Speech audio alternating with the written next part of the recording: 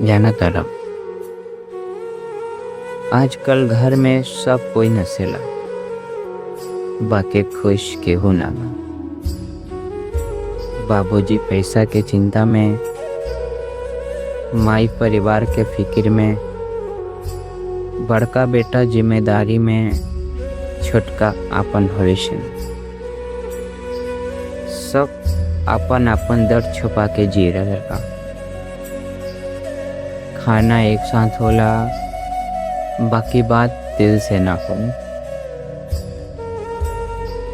सबके हाथ में फोन बा, बाकी एक दूसरे खातिर समय ना।